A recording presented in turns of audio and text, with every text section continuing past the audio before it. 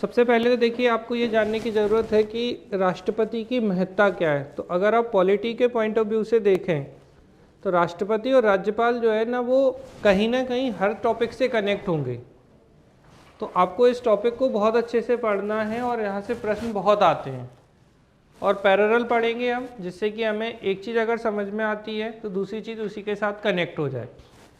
जैसे एग्जाम्पल की अगर हम बात करें तो प्रेसिडेंट और गवर्नर यानी कि राज्यपाल, इनमें कॉमन चीज़ें क्या हैं? ये देश के संवैधानिक प्रमुख हैं राष्ट्रपति, तो राज्य के संवैधानिक प्रमुख कौन है? राज्यपाल। तो दोनों ही क्या हैं? आपके कॉन्स्टिट्यूशनल हेड हैं। कैसे हेड हैं ये? Constitutional head.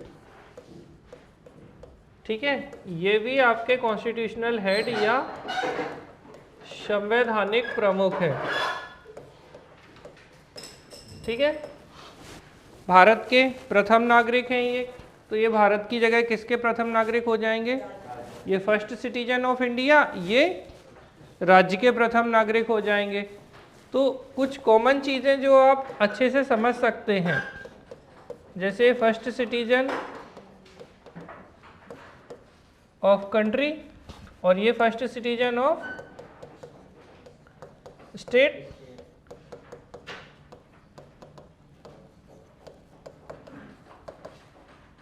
ठीक है, तो फर्स्ट सिटीजन ऑफ स्टेट है ये। इसके अलावा कार्यपालिका के प्रमुख तो किसके हैं ये? Head of the union executive. जो head of the union executive मतलब क्या है इसका? संघ की कार्यपालिका के प्रमुख। तो जो संघ की कार्यपालिका है के प्रमुख हैं ये, तो ये किसके प्रमुख होंगे? Head of the state executive. ठीक है, राज्य की कार्यपालिका के प्रमुख होंगे। तो ओवरऑल आप थोड़ा सा अगर समझें तो ये चीज़ आपको ध्यान रखनी है कि बहुत सारी चीज़ें कॉमन है और पढ़ते समय कुछ चीज़ें जैसे लोकसभा राज्य की विधानसभा, राज्यसभा राज्य की विधान परिषद, राष्ट्रपति या प्रेसिडेंट राज्य में गवर्नर, तुलनात्मक समझेंगे तो आपके लिए आसान होगा और कम पढ़ना पड़ेगा। अगर आप तुलनात्मक नहीं समझेंगे तो होगा क्या कि आपको पढ़ना ज़्यादा पड़ेगा और आप सीखेंगे कम। दूसरी सबसे बड़ी बात क्या होती है? राष्ट्रपति को पढ़ते पढ़ते जब आप गवर्नर तक पहुंचते हैं तो बहुत सारी चीज़ें आपकी मिस हो जाती हैं। ठीक है, जैसे एक और चीज़ मैं तुलनात्मक बताऊं, क्वालिफिकेशन, योग्यताएं। तो आप ये लोग बताएं थोड़ा बेटा कि इनकी योग्यताएं हैं क्या क्या?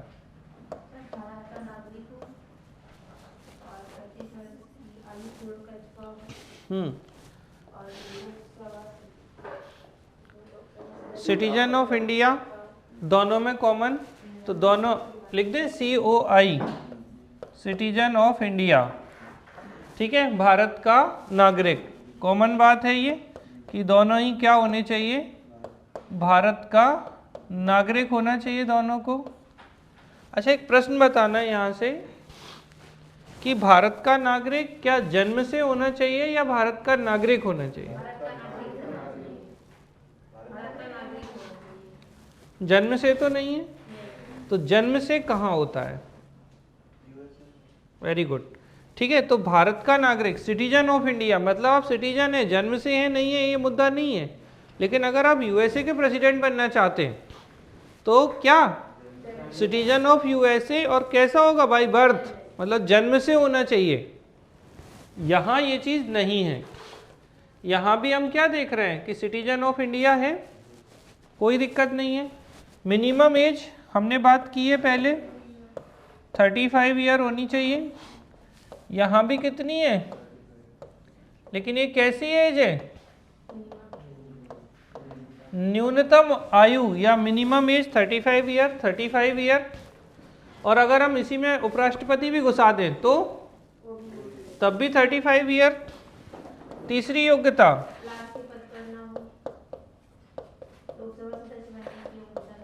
ठीक है, तो लोकसभा सदस्य बनने की योग्यता, ठीक है, तो qualification as a member of Lok Sabha, यहाँ किसकी योग्यता, क्योंकि मैंने आपको क्या बोला था, अगर केंद्र में जैसी लोकसभा है ऐसी राज्य में लेजिस्लेटिव असेंबली या विधानसभा होती है, तो qualification as a member of Lok Sabha और मेंबर ऑफ लेजिस्लेटिव असेंबली, राज्य विधानसभा का सदस्य बनने की योग्यता रखते हूँ। और चौथी चीज, लाभ के पद पर ना हूं, ठीक है, he or she must not hold office of profit, ठीक है, मतलब क्या है, क्या नहीं होना चाहिए, लाभ के पद पर नहीं होना चाहिए किसी भी तरीके से, तो यहां भी ऑफिस ऑफ प्रॉफिट पर नहीं होना चाहिए, ठीक है ना, तो must not hold office of profit, यानी कि लाभ के पद पर ना हो। और यहाँ ध्यान रखना है बेटा ऑफिस ऑफ प्रॉफिट में कि ना तो केंद्र सरकार के अधीन ना ही राज्य सरकार के अधीन किसी लाभ के पद पर होना चाहिए। और बड़ी बात, राष्ट्रपति, उपराष्ट्रपति, मंत्री परिषद ये लाभ के पद में नहीं आते हैं, ठीक है। तो पहली चीज, कॉन्स्टिट्यूशनल हेड या संवैधानिक प्रमुख है, ये राज्य के संवैधानिक प्रमुख हैं, ये देश के संवैधानिक प्रमुख हैं, ये देश के प्रथम नागरिक हैं, ये राज्य के प्रथम नागरिक हैं, ये संघ की कार्यपालिका जो है उसके प्रमुख हैं, ये राज्य की कार्यपालिका के प्रमुख हैं, ठीक है।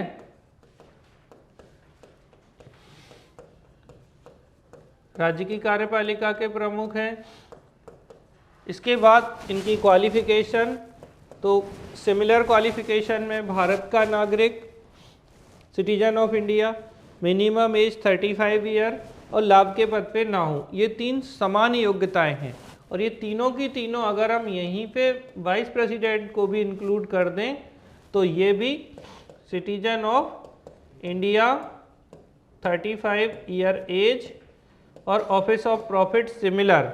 बस अंतर क्या आएगा, ये लोकसभा के सदस्य बनने की योग्यता रखते हो राष्ट्रपति, जो राज्यपाल है वो विधानसभा के सदस्य बनने की योग्यता रखते हो, और जो आपके उपराष्ट्रपति हैं वो किसके, किस सदन में होते हैं, तो राज्यसभा के सदस्य बनने की योग्यता, qualification as a member of Rajya Sabha. तो राज्यसभा के अगर सदस्य बनने की योग्यता रखते होंगे तो उपराष्ट्रपति नियुक्त हो जाएंगे।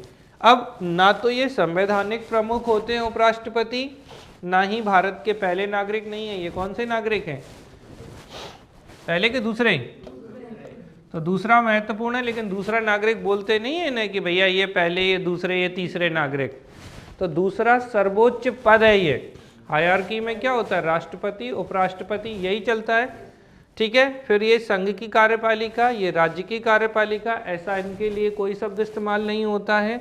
और इनकी जो योग्यताएं हैं, citizen of India, 35 year, Lok Sabha सदस्य और लाभ का पद, ये तीन तो कॉमन है, सिटीजन ऑफ इंडिया, 35 ईयर और लाभ का पद।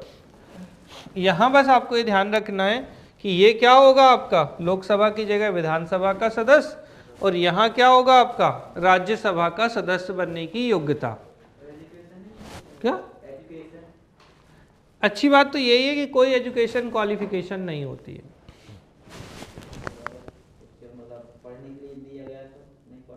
अब वो नहीं पढ़ पाए, अब क्या कर सकते हैं। देखिए, कोई भी एजुकेशनल क्वालिफिकेशन ना रखने का एक बेनिफिट ये है कि अगर भारत के सर्वोच्च पद पर मतलब कोई भी व्यक्ति जा सकता है, ये हमारे संविधान ने व्यवस्था की है, ठीक है ना। तो लिटरेसी या एजुकेशन जो है उसको महत्व नहीं दिया गया है, इतना आप नोट करिए पहले, फिर हम लोग बात करते हैं।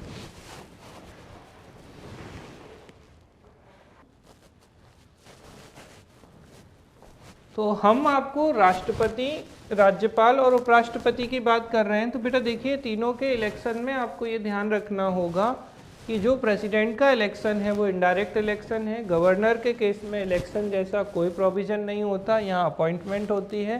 और उपराष्ट्रपति के केस में इलेक्शन होता है और इनडायरेक्ट या अप्रत्यक्ष होता है।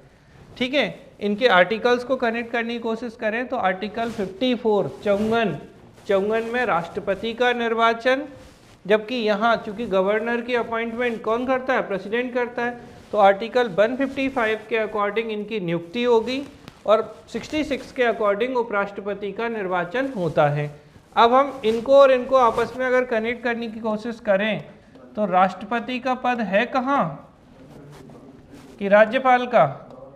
हाँ, तो गवर्नर का जो पद है, ठीक है, ये है आर्टिकल 153 में। अब देखो, राष्ट्रपति में 101 जोड़ो और राज्यपाल पाओ, 101 रुपए का प्रसाद लगाओ राष्ट्रपति महोदय में और राज्यपाल महोदय मिल जाएंगे। तो 52 101 जोड़े 153। अब राष्ट्रपति हैं, कुछ कार्य करेंगे तो एग्जीक्यूटिव पावर, राष्ट्रपति की कार्यपालिका शक्ति, तो ये भी कुछ काम करेंगे। तो 154 में किसकी? राज्यपाल की कार्यपालिका शक्ति, यानी executive power of the governor. तो यहाँ पर गवर्नर की एग्जीक्यूटिव पावर हो गई। अब 54 में राष्ट्रपति का निर्वाचन होता है 54 में, तो यहाँ पे इनका निर्वाचन नहीं होता है, तो यहाँ पे 155 में क्या होगा अभी बताया ऊपर, ठीक है, तो अपॉइंटमेंट या नियुक्ति होती है।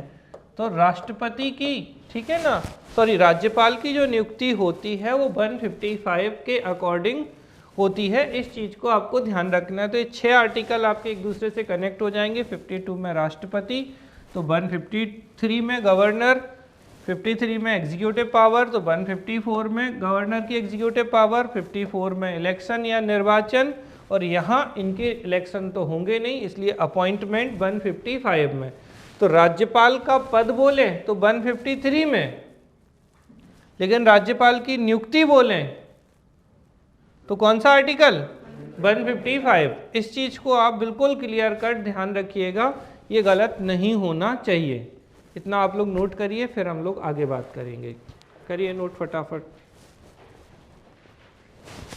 तो प्रेसिडेंट का इलेक्शन बेटा डायरेक्ट नहीं है, इनडायरेक्ट है, तो निर्वाचन अप्रत्यक्ष, गवर्नर में इलेक्शन या निर्वाचन अब्सेंट होगा, जबकि उपराष्ट्रपति में भी अप्रत्यक्ष निर्वाचन ही होता है।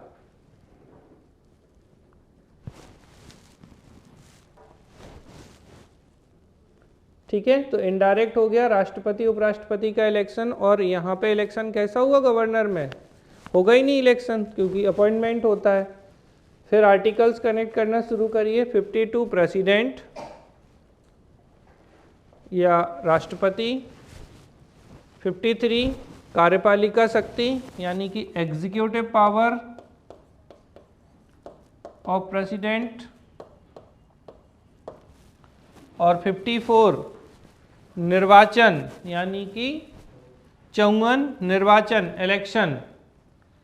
इसी को पैरेलल इसके साथ कनेक्ट कर दीजिए। 153 गवर्नर,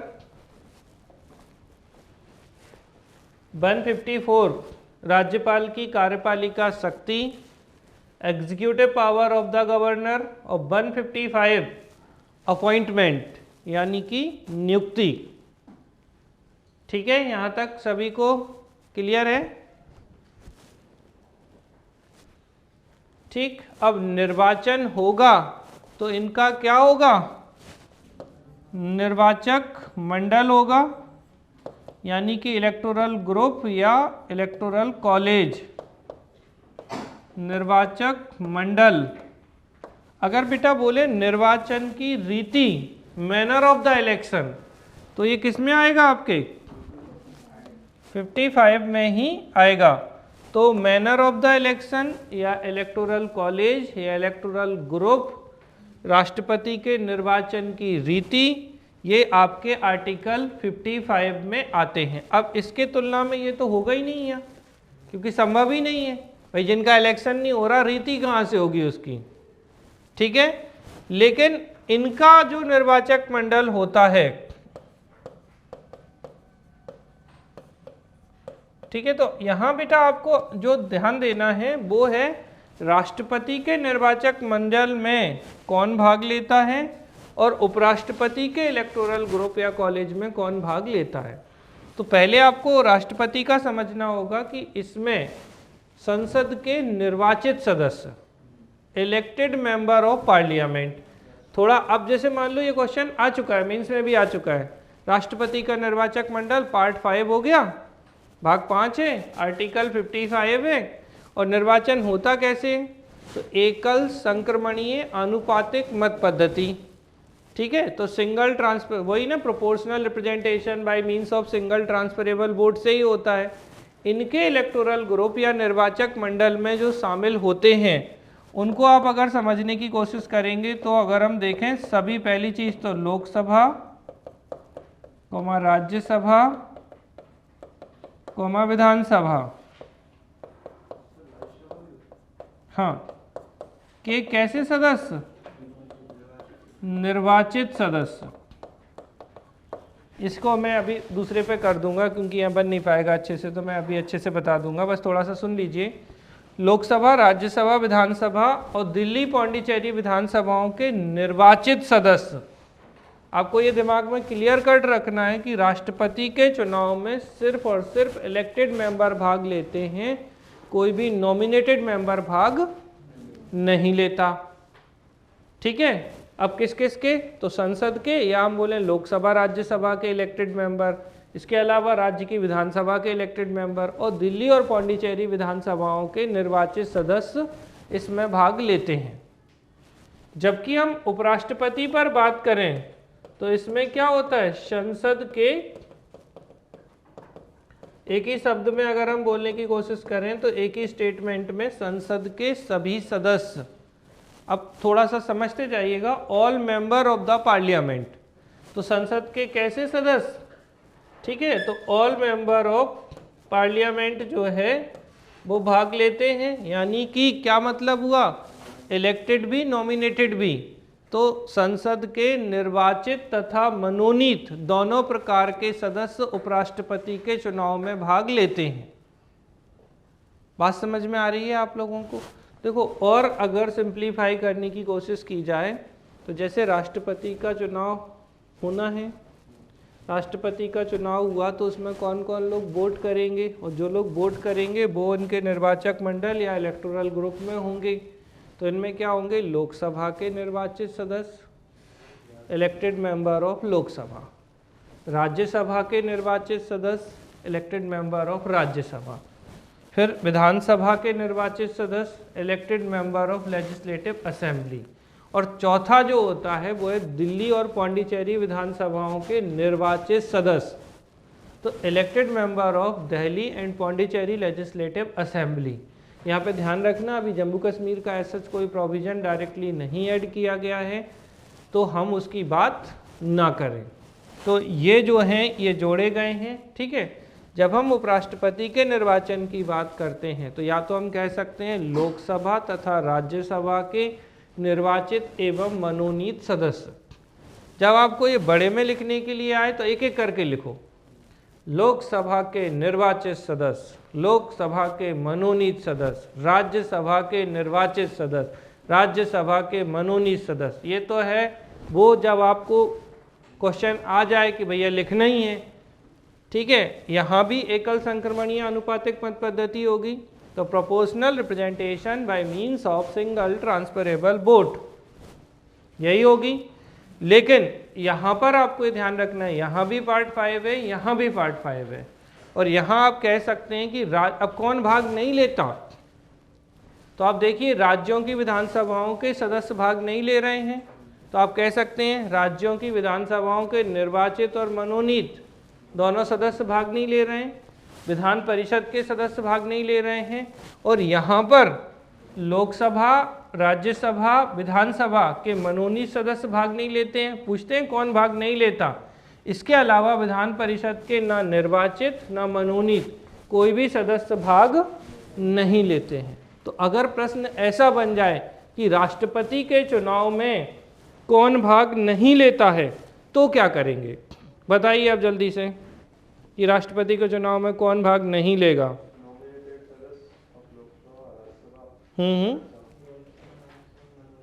क्या क्या, तो आपको बस एक ही दिमाग में रखना है, नॉमिनेटेड कोई नहीं होगा, तो आप क्या बोलेंगे, लोकसभा के नॉमिनेटेड मेंबर, मतलब क्या, लोकसभा के मनोनीत सदस्य। फिर यहाँ किसके, राज्यसभा के नॉमिनेट मेंबर, फिर किसके, विधानसभा के नॉमिनेट मेंबर, ये हो गए दिल्ली पौंडीचेरी विधानसभाओं के नॉमिनेट मेंबर। इसके अलावा विधान परिषद के इलेक्टेड और नॉमिनेट दोनों ही मेंबर भाग नहीं लेते हैं। समझ में आ रही है बेटा, क्लियर है? किसी का भी कोई डाउट हो पहले तो इसमें पूछ लीजिए, नहीं तो गलत मत करिएगा ये, क्योंकि ये बहुत इंपॉर्टेंट क्वेश्चंस हैं। अभी जब हम राष्ट्रपति के क्वेश्चन करेंगे तो ये खूब सारे क्वेश्चंस आपको यहाँ मिलेंगे। यहाँ तक हो गया, कोई समस्या?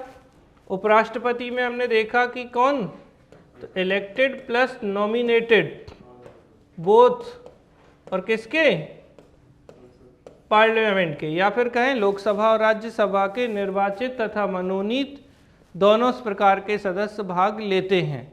लेकिन राज्यों की विधानसभाएं और विधान परिषदों के कोई भी सदस्य उपराष्ट्रपति के चुनाव में भाग नहीं लेते। एक और बात आपको ध्यान रखना है, जैसे विधानसभा के जो निर्वाचित सदस्य हैं, इवन जो दिल्ली पौंडीचेरी विधानसभाओं के निर्वाचित सदस्य हैं, वो राष्ट्रपति के चुनाव में तो भाग ले रहे हैं, लेकिन इनके जब हटाने की प्रक्रिया होगी उसमें ये भाग नहीं लेंगे।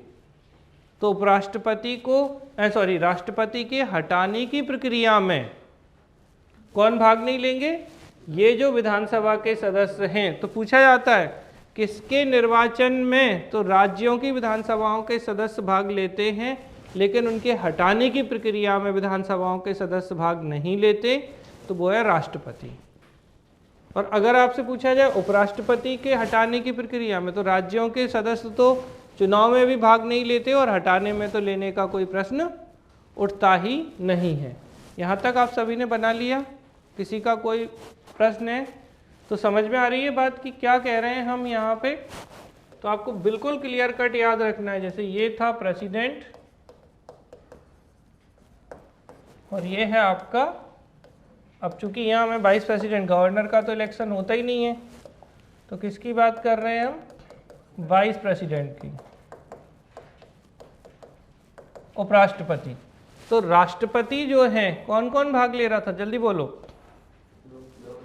अगर हम बिल्कुल क्लियर कट करें तो लोकसभा के निर्वाचित सदस्य, हाँ, इलेक्टेड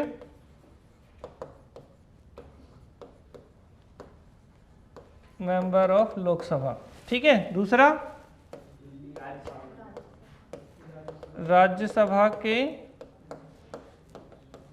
निर्वाचित सदस्य, यानी कि इलेक्टेड मेंबर ऑफ राज्यसभा, और फिर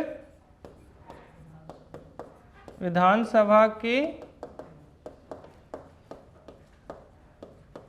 निर्वाचित सदस्य, यानी क्या हो गया,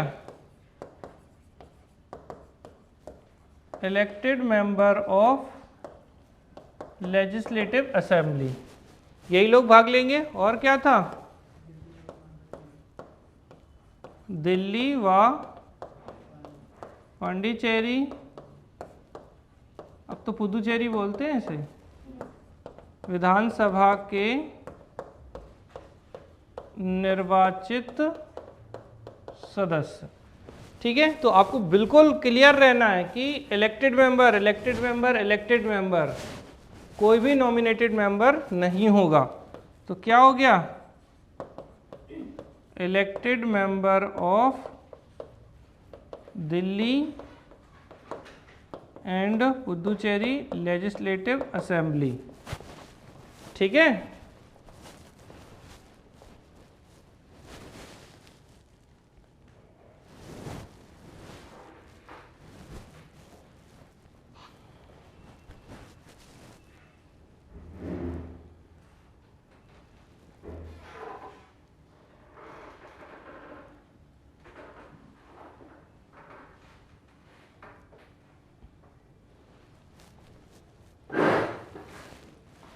हाँ भाई, वॉइस क्लियर है। अब यहाँ क्या हो जाएगा, इसकी जगह लोकसभा के निर्वाचित व मनोनीत सदस्य। ठीक है, तो elected and nominated member of Lok Sabha. Same चीज यहाँ पे राज्यसभा वाली, तो elected and nominated member of Rajya Sabha. तो राज्यसभा के निर्वाचित एवं मनोनीत सदस्य, बस इसके अलावा कोई नहीं।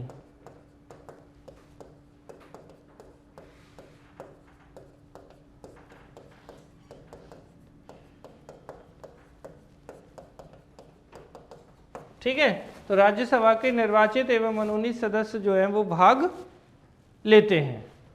आपको बस इसी को, अगर हमें जैसे मान लो आपके पास समय नहीं है मेंस में लिखने का, तो आप क्या कह सकते हैं, संसद के सभी सदस्य। एक तो इसी की जगह आप क्या लाइन इस्तेमाल कर सकते हैं, ऑल मेंबर ऑफ पार्लियामेंट। एक तरीका ये हो सकता है। थोड़ा है स्पेस तो क्या कह सकते हैं, elected and nominated member of parliament, संसद के निर्वाचित एवं मनोनीत सदस्य। अलग अलग तरीके से आपको ये प्रश्न मिलता है, इसलिए मैं बहुत सारे तरीके से, तो संसद के सभी सदस्य, और इसी चीज को हम कैसे लिख सकते हैं, संसद के, कैसे बेटा, निर्वाचित एवं मनोनीत सदस्य।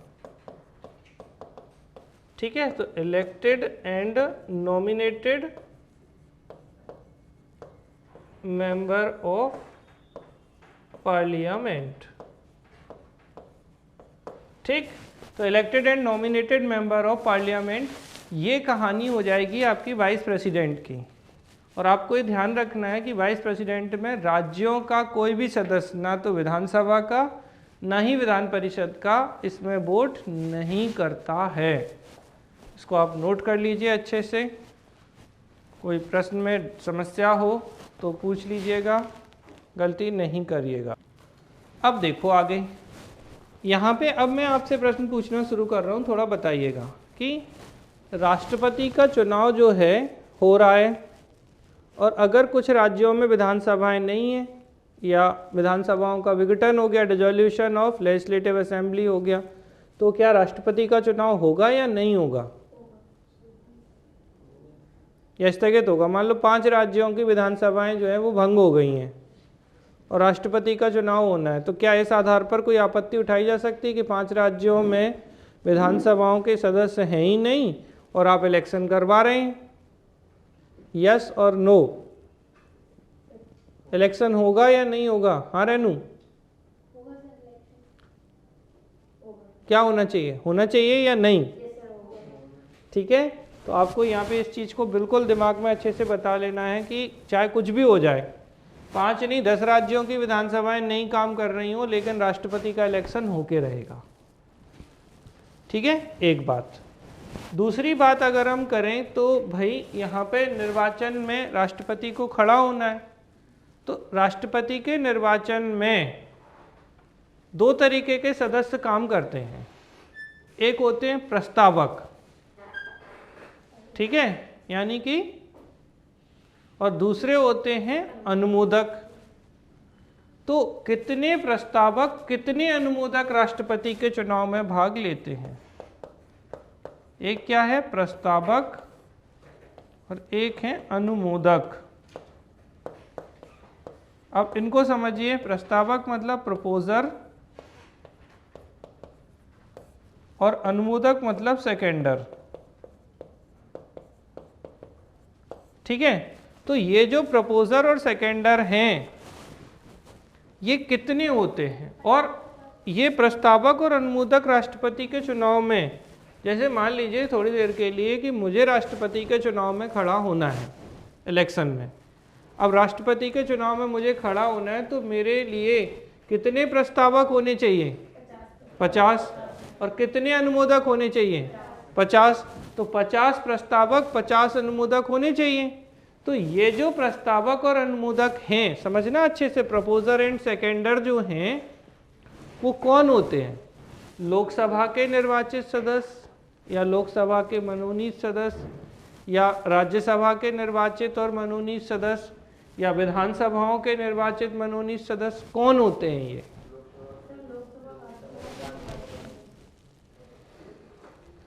कौन होंगे प्रपोजर? बताएं जरा, प्रपोजर कौन होंगे यहाँ पे?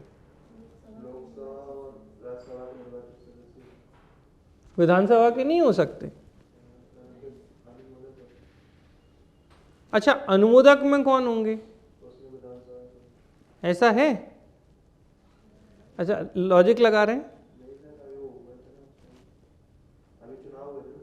हाँ हुए थे तो क्या था? हाँ भैया, लाइव में कोई बोलना चाह रहा है कि प्रस्तावक और अनुमोदक कौन कौन होंगे? तो चुनाव में खड़े कैसे हो गए फिर वो?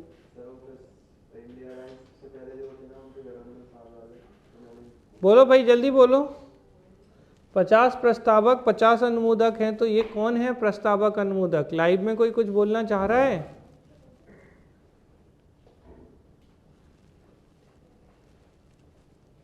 क्या क्या? फिर से बोलिए, रिपीट करिए, रिपीट। अच्छा, और विधानसभा के नहीं हो सकते?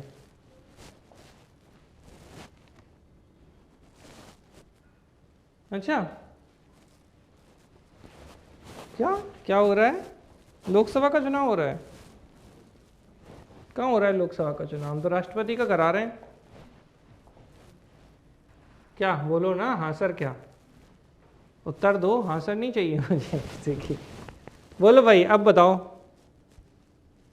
कि ये प्रस्तावक और, बिल्कुल, बस यही ध्यान रख। अरे कोई भी जो वोट देने के लिए है वो कौन है? वो उनका मेंबर है निर्वाचक मंडल का। तो कोई भी होंगे, ध्यान रखना, ना लोकसभा ना राज्यसभा ना विधानसभा, 50 चाहिए, कोई भी हो इनमें से 50 जो निर्वाचक मंडल में होंगे उनमें से कोई भी 50 सदस्य। और याद रखना, जो प्रस्तावक या प्रपोजर होंगे वो सेकेंडर या अनुमोदक नहीं होंगे। मतलब क्या? पहले 50 अलग लोग जो मेरा प्रस्ताव रखें, मान लो ये 50 लोग जिन्होंने मेरा प्रस्ताव रखा कि हाँ भाई डॉक्टर जितेंद्र सर खड़े हो जाएं राष्ट्रपति के चुनाव में, तो ये प्रस्तावक हो गए। सदन कोई भी हो सकता है।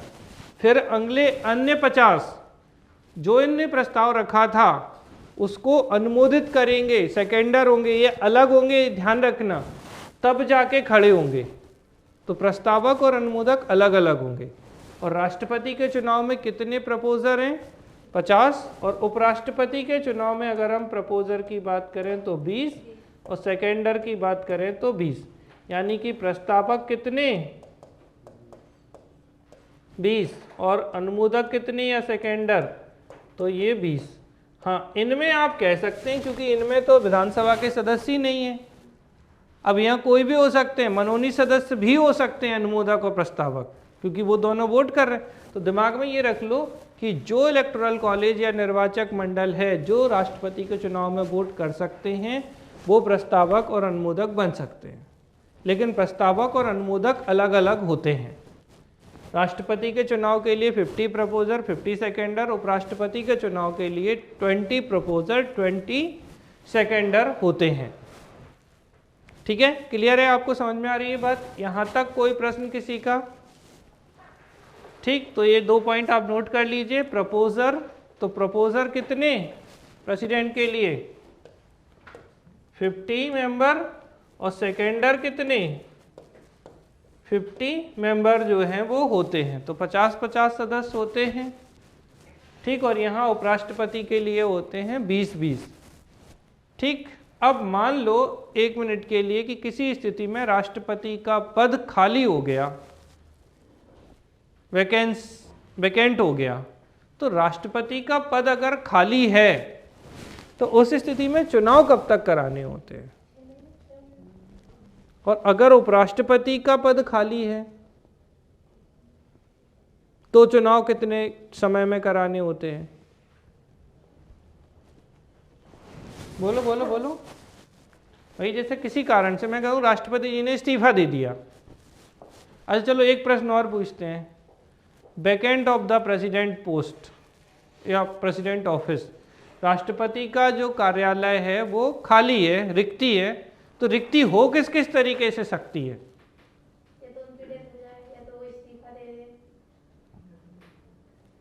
वैकेंट कैसे होगा? तो वैकेंट कैसे कैसे हो सकता है कोई पद? वैकेंट होने का तरीका कौन कौन से हैं? भाई जैसे प्रेसिडेंट या वाइस प्रेसिडेंट या गवर्नर, किसी का भी वैकेंट है पद, तो वैकेंट होने की स्थिति क्या है? बहुत बढ़िया क्वेश्चन है ये। मतलब आप ऐसे समझिए, ये क्वेश्चन किसी भी पद के लिए आ सकता है। जैसे वैकेंट बोले, vacant of the supreme court office, high court office, PSC का, यूपीएससी का, किसी का भी पद रिक्त हो सकता है। तो पद रिक्ति में क्या क्या हो सकते हैं, किस किस आधार पे पद रिक्ति हो सकती है? एक सबसे अच्छा भैया, जैसे मैं राष्ट्रपति और मुझे लग रहा है मुझे नहीं रहना राष्ट्रपति, तो मैं रेजिग्नेशन दे दूं, एक स्थिति हो सकती है। इस्तीफा कोई भी दे सकता है, इस्तीफा दे दिया, सब पे लागू होगा, इसलिए हम मल्टीपल चीज़ों को एक साथ पढ़ लें। एक हो सकता है रेजिग्नेशन या इस्तीफे से, इस्तीफा दे दिया। और क्या आधार हो सकते हैं? डेथ, भाई मरने पे किसका जोर है, कोई भी चला जाए, ठीक है। तो मृत्यु दूसरा आधार हो सकता है, मतलब कारण है ना वैकेंट होने के। तो डेथ, और क्या बोलो? अक्षमता शब्द इस्तेमाल करो। इनकैपेसिटी क्या है? देखो एक क्या क्या हो गया, समझना अच्छे से, क्या क्या करा रहे हैं वैकेंट करने के लिए। सबसे पहले हमने क्या कहा, बोले रेजिग्नेशन दे दो, इस्तीफा दे दिया एक, दूसरा डेथ, ये तो हर चीज से रेजिग्नेशन है, मृत्यु हो जाए, देन इनकैपेसिटी, ठीक है।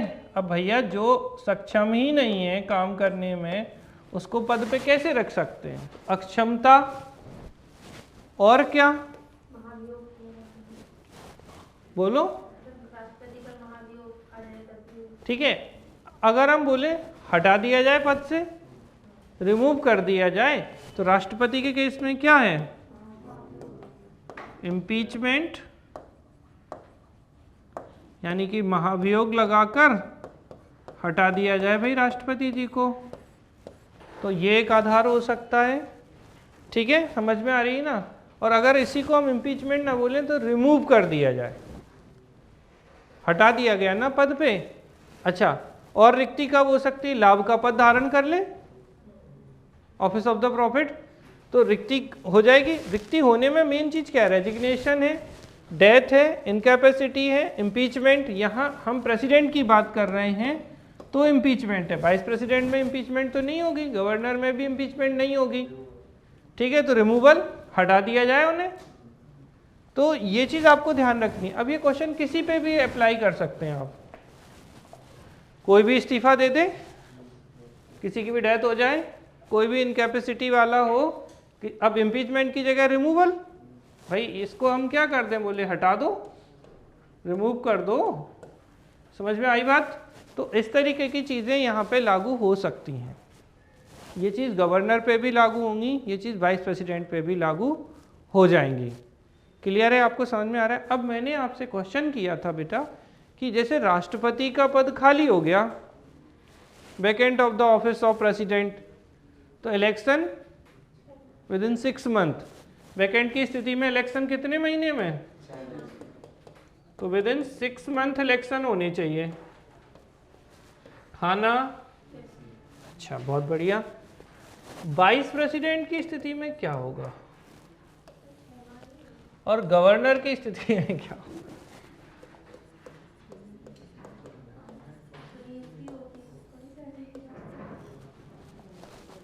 चलो पहले यहां से शुरू करें। इस्तीफा किसको देंगे? राष्ट्रपति। और उपराष्ट्रपति अपना रेजिग्नेशन या इस्तीफा किसको देंगे? प्रेसिडेंट को। तो ये तो हो गया एक्सचेंज ऑफर, तुम मुझे दे दो मैं तुम्हें दे दूंगा। राष्ट्रपति अपना रेजिग्नेशन उपराष्ट्रपति को और उपराष्ट्रपति अपना रेजिग्नेशन या इस्तीफा राष्ट्रपति को देते हैं। तो उपराष्ट्रपति थे, इन्होंने अपना इस्तीफा किसको दे दिया? राष्ट्रपति को दे दिया। अब दोनों में अंतर समझो। राष्ट्रपति का जो इस्तीफा है उपराष्ट्रपति को देते हैं और उपराष्ट्रपति तुरंत ही इसकी सूचना लोकसभा स्पीकर को देते हैं, जबकि ये चीज़ यहाँ नहीं है। फिर से बोलूँ, प्रेसिडेंट थे, इन्होंने इस्तीफा दिया, किसको दिया? उपराष्ट्रपति को। और उपराष्ट्रपति को इस्तीफा दिया तो उपराष्ट्रपति किसको इन्फॉर्म करेंगे? लोकसभा स्पीकर को। ठीक है, ये प्रश्न आता है, कई बार आ चुका है, ध्यान रखिएगा। तो स्पीकर ऑफ लोकसभा इन्फॉर्म किसको किया जाएगा? लोकसभा के स्पीकर को तुरंत इन्फॉर्म किया जाएगा कि भैया राष्ट्रपति जी ने इस्तीफा दे दिया। ठीक, उपराष्ट्रपति अपना इस्तीफा, वाइस प्रेसिडेंट ने अपना रेजिग्नेशन दिया प्रेसिडेंट को, लेकिन प्रेसिडेंट किसी को सूचित नहीं करेंगे। ठीक है, अगर हम बात करें गवर्नर अपना रेजिग्नेशन या इस्तीफा किसको देंगे? तो ये अपना इस्तीफा देते हैं राष्ट्रपति या प्रेसिडेंट को। किसको? प्रेसिडेंट को। तो इनका इस्तीफा किसको होगा? गवर्नर का, प्रेसिडेंट को। और इसकी इंफॉर्मेशन भी किसी को देने की ज़रूरत नहीं है। अब मैंने कहा था कि जो इलेक्शन हो रहे हैं वो 6 महीने में होने चाहिए। यहाँ बताओ, दे दिया इनने इस्तीफा। अब डेथ इनकी भी हो सकती है, इनकैपेसिटी इनके साथ भी हो सकती है, और रिमूव इन्हें भी किया जा सकता है। ठीक है, इलेक्शन कितने समय में होगा? बोलो लाइव क्लास, इनका निर्वाचन कितने दिन में होना है? कितने समय में इलेक्शन कराना है इनको? बोलो जल्दी से कि भैया जैसे उपराष्ट्रपति का निर्वाचन कराना है तो कितने दिन के अंदर निर्वाचन कराएंगे? ठीक है,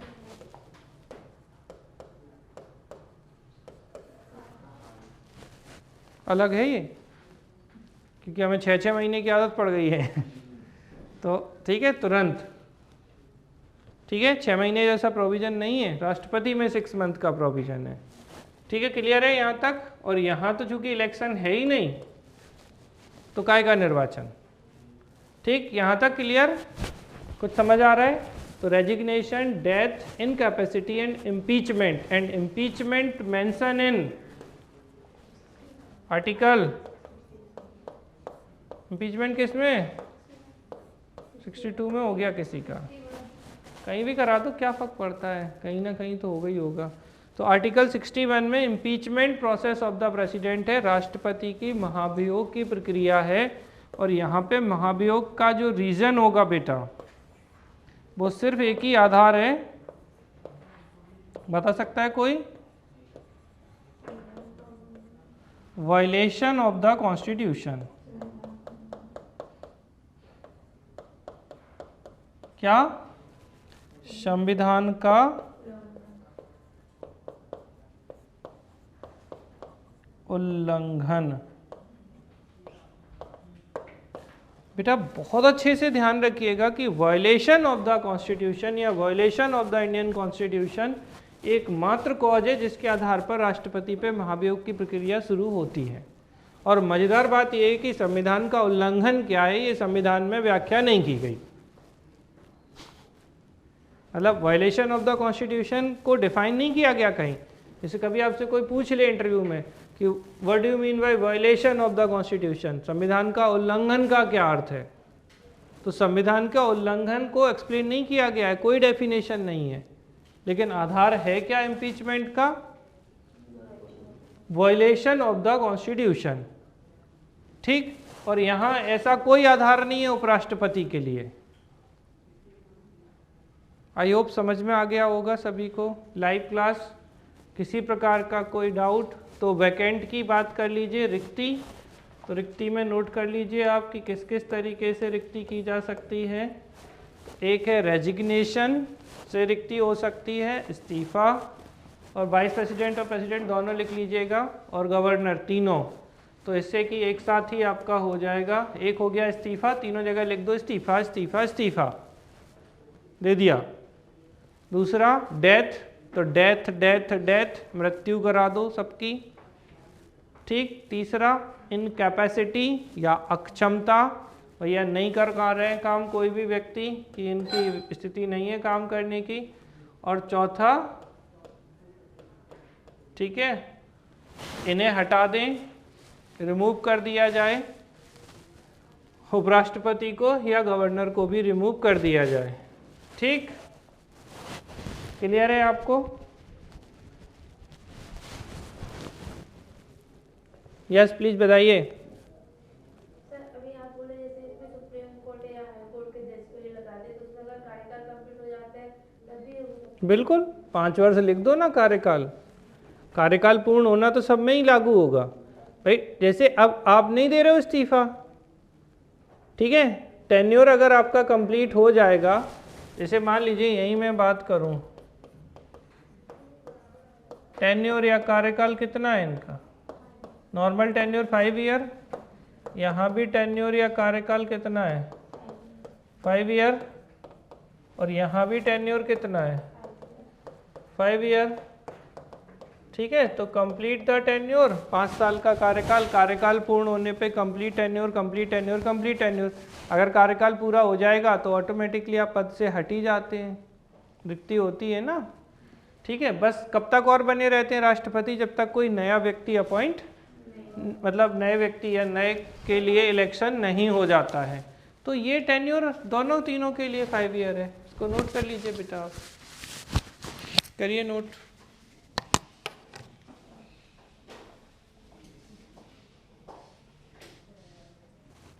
हाँ भाई, तो ये तो हुआ कि भैया महाभियोग शुरू कराना है, तो महाभियोग का आधार क्या है, वायलेशन ऑफ द कॉन्स्टिट्यूशन, और कोई आधार नहीं। सीधा क्वेश्चन पूछा जाता है कि राष्ट्रपति पे महाभियोग की प्रक्रिया किस आधार पर शुरू की जाती है, तो वायलेशन ऑफ द कॉन्स्टिट्यूशन होगा।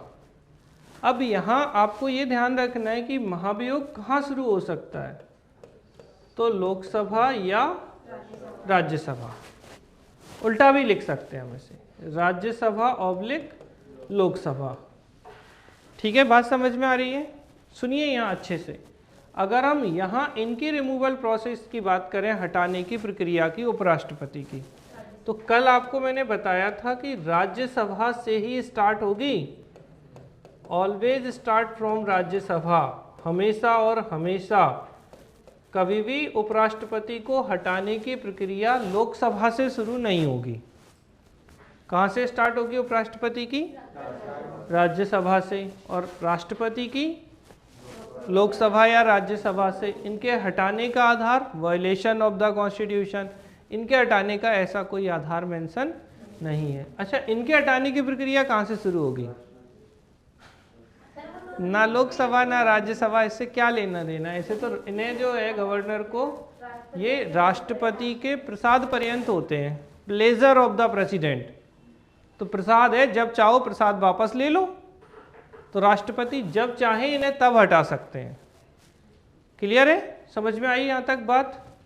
अब जो महाभियोग की प्रक्रिया है, इस महाभियोग की प्रक्रिया को थोड़ा आप बताने की कोशिश करें, जिसने पढ़ी हो, कैसे स्टार्ट होगी। जो संसद में जब किसी राष्ट्रपति पर महाभियोग लगता है, तो संसद के किसी भी सदन में जाता है तो उसके 1/4 जो सदस्य हैं उस पर हस्ताक्षर करते हैं, तो ये पारित हो जाता है और उसके बाद ये अगले सदन में पेश होता है।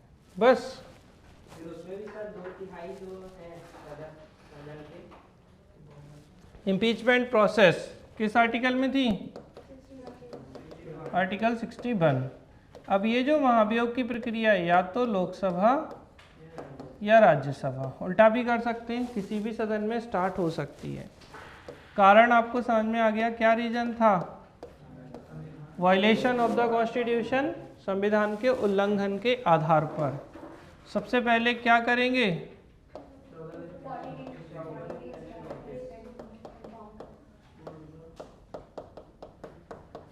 14 दिन की पूर्व सूचना,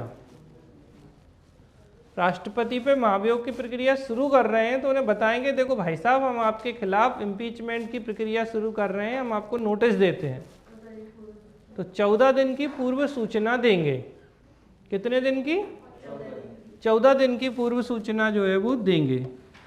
अब आप बताओ कि कौन से सदन से स्टार्ट करानी है, लोकसभा से या राज्यसभा से? किसी से भी, मतलब अब बताना पड़ेगा ना एक कहाँ से। तो लोकसभा में अगर ये स्टार्ट हुई मान लो, ठीक है, तो सबसे पहले क्या होता है 1/4 सदस्य, ठीक है, किसके?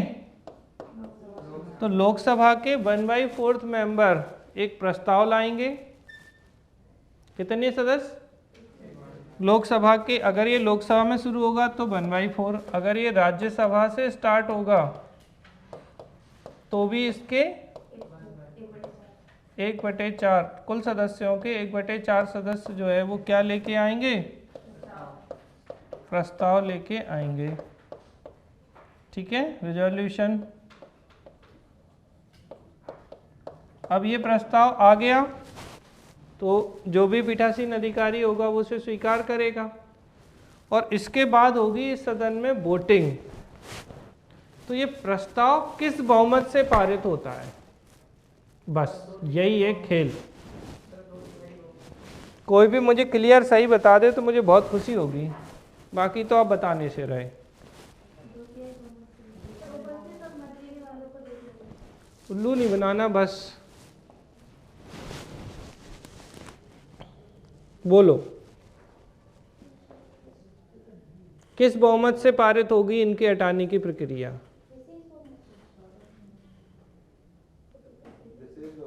विशेष बहुमत से। और विशेष बहुमत कैसा वाला? अच्छा, अब इस विशेष बहुमत में अगर हम देखें तो सर्वोच्च न्यायालय को भी विशेष बहुमत से ही हटाते हैं। तो सर्वोच्च न्यायालय के न्यायाधीश को हटाने और राष्ट्रपति के हटाने में बहुमत में क्या अंतर है? कोई अंतर है या सब एक जैसा है?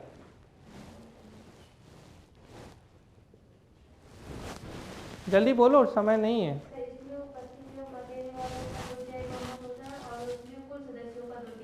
किसमें? अच्छा,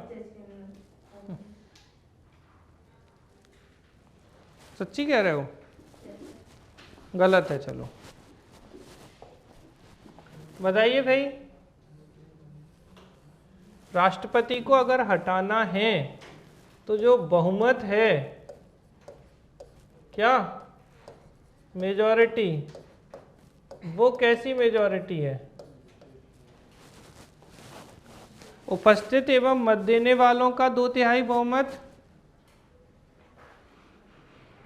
या 2/3 बहुमत? किसका? उपस्थित मत देने वालों का।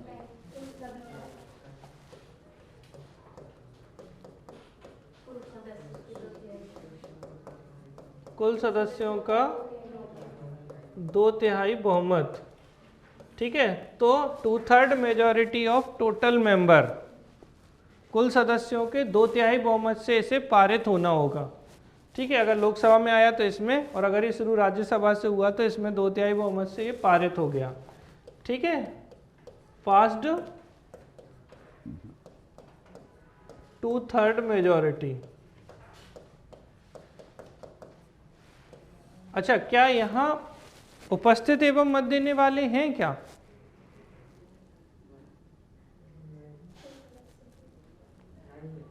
नहीं है। अब एक सदन में पारित हो गया तो कहाँ जाएगा ये? दूसरे सदन में, ठीक है, अदर हाउस। अब अदर हाउस क्या हो सकता है ये? अगर ये लोकसभा में आया था तो ये राज्यसभा होगा, और अगर ये राज्यसभा में आया था तो ये लोकसभा होगा। डिपेंड करेगा पहले किस सदन में हम लेके आए थे। अब दूसरे सदन में क्या होगा इसका? अब इसकी होगी जांच, ठीक है। तो इन्वेस्टिगेशन कमेटी बनेगी एक। अब इस जांच के दौरान राष्ट्रपति या तो स्वयं या अपने किसी रिप्रेजेंटेटिव को भेज सकते हैं, ठीक है, जांच होगी ना, तो जांच में, अब जांच में मान लो हम तो मान लें कि भैया दोषी पाए, क्योंकि हटाने की प्रक्रिया तभी होगी जब दोषी बनेंगे, ठीक है। तो इन पर जो भी चार्ज लगे थे वो स्वीकार कर लिए गए। और जांच के बाद अब इस दूसरे सदन में क्या होगा, फिर से अगर ये 2/3 मेजॉरिटी से पास हो गया तो इसके बाद राष्ट्रपति अपना पद त्याग देंगे। ठीक है, समझ में आ रही। अब एक चीज सोचो कि इसमें और सर्वोच्च न्यायालय में, अच्छा सर्वोच्च न्यायालय और उच्च न्यायालय दोनों को हटाने की प्रक्रिया एक जैसी, सुप्रीम कोर्ट हाई कोर्ट की। तो सुप्रीम कोर्ट हाई कोर्ट में और राष्ट्रपति में अंतर समझ में आया? क्या अंतर आया? जब हम सुप्रीम कोर्ट हाई कोर्ट के जजों को हटाने की बात करते हैं तो वहां कौन सा बहुमत होता है?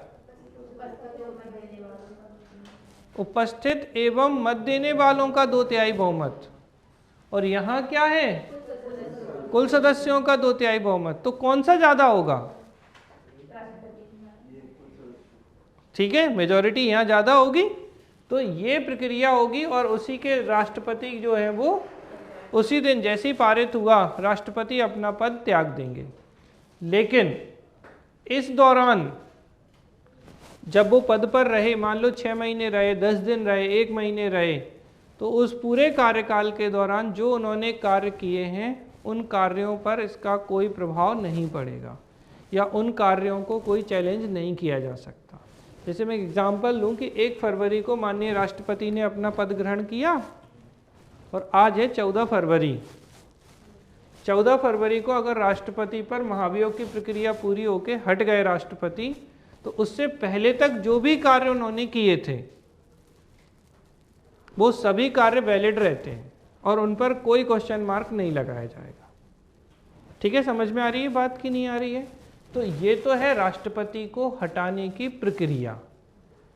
अब एक कहानी और है राष्ट्रपति उपराष्ट्रपति में छोटी सी, कि इनका इलेक्शन होता है तो इलेक्शन डिस्प्यूट हो सकते हैं।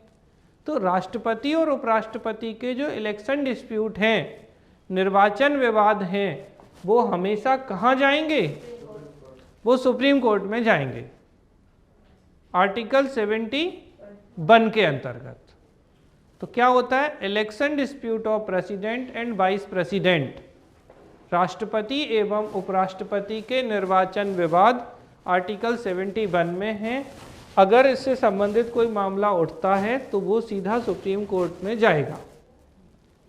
ठीक है, समझ में आ रही है बात कि नहीं आ रही है? तो ये है कहानी महाभियोग की। अभी इसको हमें कनेक्ट करना है किसके साथ, और किन किन को हटाते हैं और कैसे बहुमत होते हैं, क्योंकि एक टॉपिक ही है आपके सिलेबस में, डायरेक्टली नहीं मेंशन है लेकिन बहुत इंपॉर्टेंट है और 90% लोगों का ये बहुत गड़बड़ होता है। टाइप्स ऑफ मेजॉरिटी, बहुमत के प्रकार। तो उसमें समझ में आता है कि किसका कौन सा बहुमत है। लगता यही है कि सब एक जैसा है, बट चीज़ों में अंतर होता है। ठीक है, जैसे अगर हम सुप्रीम कोर्ट की बात करते तो लोकसभा में अगर ये स्टार्ट होता तो कितने सदस्यों की सहमति चाहिए थी पहले?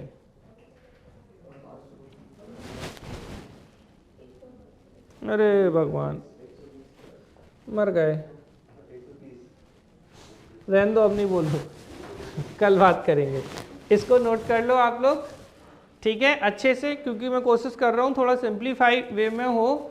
तो यहाँ कारण क्या था? Violation of the constitution. Live class में बेटा किसी का कोई डाउट, कोई प्रश्न, किसी प्रकार का कंफ्यूजन? तो पहले एक को अच्छे से समझो, जब एक हम समझ पाएंगे तब दूसरे से तुलना करेंगे तो बेहतर तरीके से हम उसको कर पाएंगे।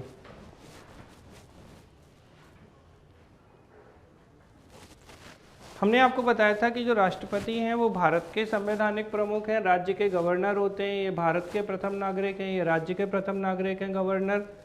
ये संघ की कार्यपालिका के प्रमुख हैं, ये राज्य की कार्यपालिका के प्रमुख हैं। योग्यताएं मिलती जुलती योग्यताओं में भारत का नागरिक, 35 वर्ष न्यूनतम आयु और लाभ के पद पर ना हो, ये 3 समान योग्यताएं। राष्ट्रपति के केस में लोकसभा सदस्य, उपराष्ट्रपति के केस में राज्यसभा सदस्य और राज्यपाल के केस में विधानसभा सदस्य बनने की योग्यता होनी चाहिए। इसके बाद इलेक्शन तो प्रेसिडेंट का और वाइस प्रेसिडेंट दोनों का इलेक्शन इनडायरेक्ट होता है, जबकि गवर्नर का कोई इलेक्शन नहीं होता है। तो 52 में राष्ट्रपति हैं, 53 में इनकी एग्जीक्यूटिव पावर कार्यपालिका शक्ति है, 54 में इनका चुनाव निर्वाचन है। इसी तरीके से 153 में गवर्नर है, 154 में कार्यपालिका शक्ति है और 155 में इनकी अपॉइंटमेंट होती है। फिर इसके बात करें, चूँकि इनका तो कुछ ऐसा होता नहीं है गवर्नर का, तो ठीक है, अब गवर्नर का चूँकि इलेक्शन ही नहीं होता तो उसमें कोई बात ही नहीं है, तो यहाँ ये एक जैसे हैं 3 आर्टिकल इनके। फिर 55 में इनका निर्वाचक मंडल है, और निर्वाचक मंडल जो है इलेक्टोरल कॉलेज, इसमें लोकसभा, राज्यसभा, विधानसभा और दिल्ली पौंडीचेरी विधानसभाओं के निर्वाचित सदस्य भाग लेते हैं। राष्ट्रपति में, उपराष्ट्रपति में संसद के सभी सदस्य भाग लेते हैं, और राज्यपाल के केस में कोई इलेक्शन नहीं होता है। अब यहाँ पे प्रपोजर और सेकेंडर 50-50 है राष्ट्रपति के लिए, जबकि उपराष्ट्रपति के लिए इनकी संख्या 20-20 होती है। ठीक, फिर इसके बाद रिक्ति, तो रेजिग्नेशन दे दें, मृत्यु हो जाए, ठीक है, अक्षमता है, टेन्योर पूरा हो जाए, महाभियोग है राष्ट्रपति में, नहीं तो बाकी को हटा दिया जाए, तो ये तीनों के साथ में ये लागू होती है। हटाने की प्रक्रिया महाभियोग कहलाती है राष्ट्रपति के केस में, और आर्टिकल 61 में इसका वर्णन किया गया है। और इसके अंतर्गत ये लोकसभा, राज्यसभा कहीं भी हो सकती है। वायलेशन ऑफ द कॉन्स्टिट्यूशन है, संविधान के उल्लंघन की स्थिति में होती है। जिस भी सदन से स्टार्ट होगी उसके 1/4 मेंबर यहाँ पे एक प्रस्ताव लेके आएंगे, फिर ये विशेष बहुमत यानी 2/3 मेजॉरिटी, लेकिन ये कुल सदस्यों के 2/3 बहुमत से पारित होगी, और उसके बाद दूसरे सदन में जाएगी, जांच करेंगे, दोषी पाए जाएंगे, राष्ट्रपति या उनका कोई प्रतिनिधि उपस्थित होगा, और अगर ये सदन भी इसको 2/3 बहुमत से कुल सदस्यों के पारित कर देता है तो उसके बाद राष्ट्रपति को अपना पद छोड़ना पड़ता है। और राष्ट्रपति उपराष्ट्रपति के निर्वाचन विवाद से संबंधित अगर कोई मामला है तो आर्टिकल 71 के अंतर्गत सुप्रीम कोर्ट में इसकी सुनवाई होती है। इसके आगे की कहानी पर हम कल चर्चा करेंगे। धन्यवाद।